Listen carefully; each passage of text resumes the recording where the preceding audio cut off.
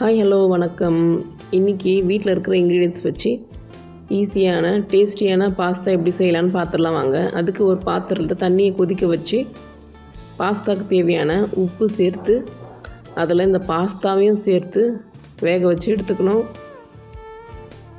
இந்த பாஸ்தா ஒன்றோடு ஒன்று ஒட்டாமல் இருக்க 2 ஸ்பூன் எண்ணெய் சேர்த்து கொதிக்க வச்சு எடுத்துக்கணும்.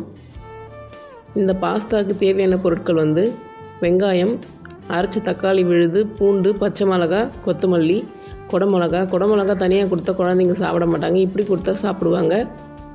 பாஸ்தா நல்லா வெந்து வந்துடுச்சு. இப்போ ஒரு ஸ்டவ்வை பற்ற வச்சு கடாய் அதில் வச்சு பாஸ்தாவுக்கு தேவையான எண்ணெய் விட்டு பூண்டு சேர்த்து வதக்கிக்கணும்.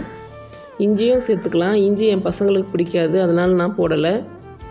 அதுக்கப்புறம் பச்சை மிளகா சேர்த்து வதக்கணும். அதுக்கப்புறம் வெங்காயம் வதங்கிறதுக்கு தேவையான உப்பு சேர்க்கணும். நம்ம ஏற்கனவே பாஸ்தாவில் உப்பு சேர்த்துருக்கோம், அதனால் பார்த்து சேர்த்துக்கணும். வெங்காயம் வதங்கினதும் அரைச்சி வச்ச தக்காளி பேஸ்ட்டு சேர்த்துக்கணும். சேர்த்து நல்லா வதக்கணும் இந்த தக்காளி பேஸ்ட்டை. இது கூட குடமிளகாவை சேர்த்து அதையும் நல்லா வதக்கணும். குடமிளகா அவ்வளோ சீக்கிரம் வேகாது, அதனால் மூடி போட்டு வேக வச்சுக்கணும்.